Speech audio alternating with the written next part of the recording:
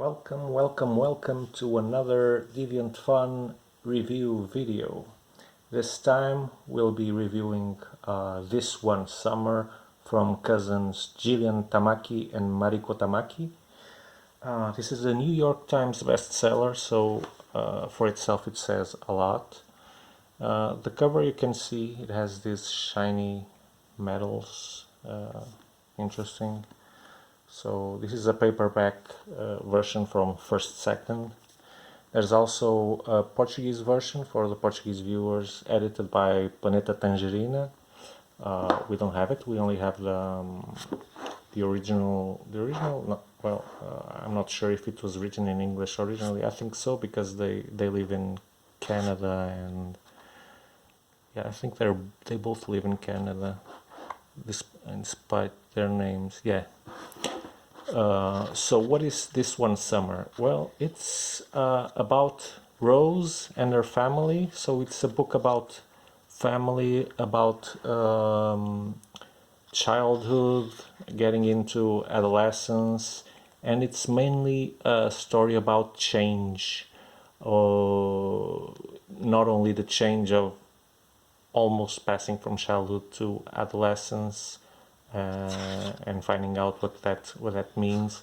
Also a lot of change within the family itself, because differently from the other years where Rose has gone on vacation every year to the same place, to Awago. This time things are a little bit different because her parents are constantly fighting. We don't know exactly what the issue is. There's a lot of tension between Rose's father and mother.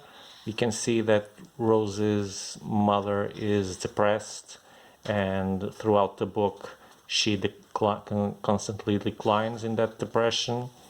We get hints of why it is that she's like that, but the final revelation only happens at the end of the book. And this funny character you're seeing here is Windy.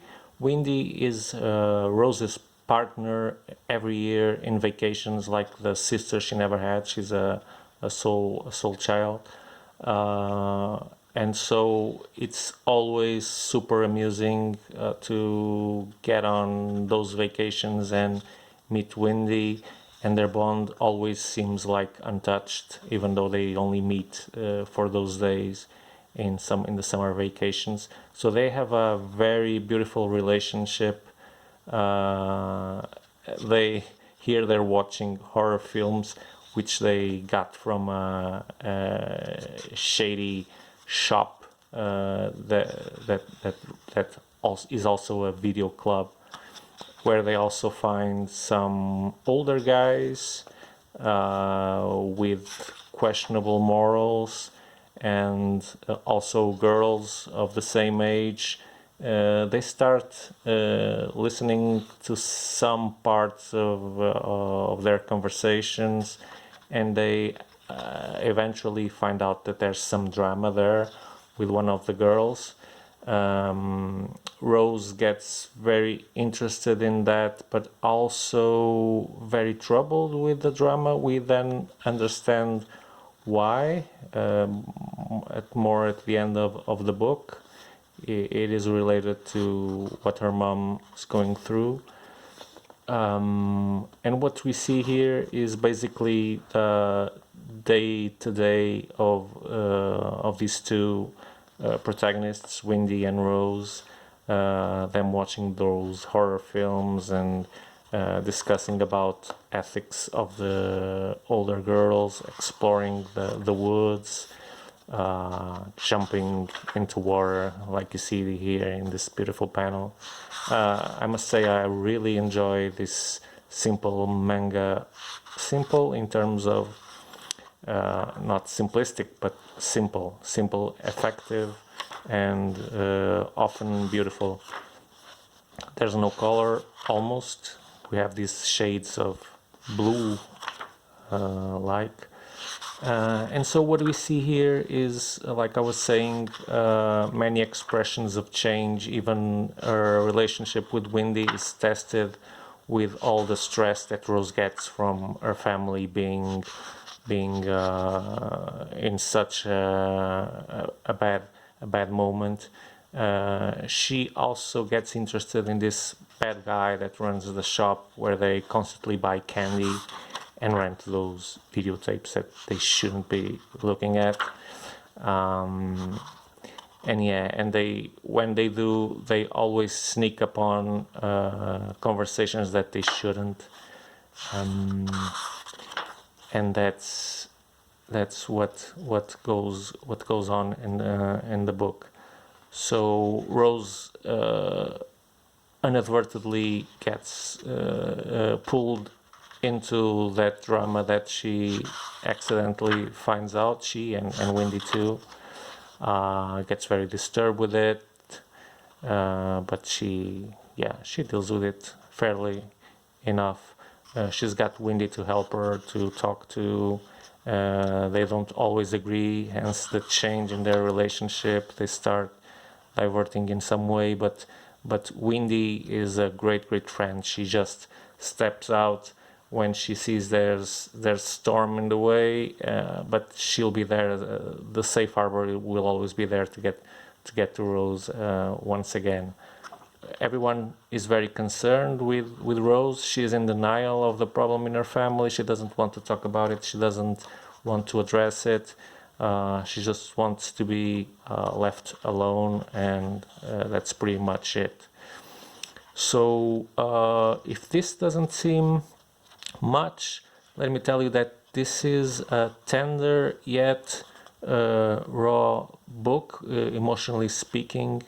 It's got a bit of everything, a beautiful friendship, all those things that we can relate to of growing up, and family drama, you name it. It's a really beautiful artwork. Like I said, I like it, I love it, but that might not be the case for everyone.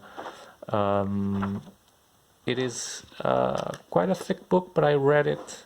It looked like 5 minutes because I was really immersed in it. The narrative is so well built. It's such a warming book, even though it's got drama in it. I think the overall feeling is positive. Overcoming change.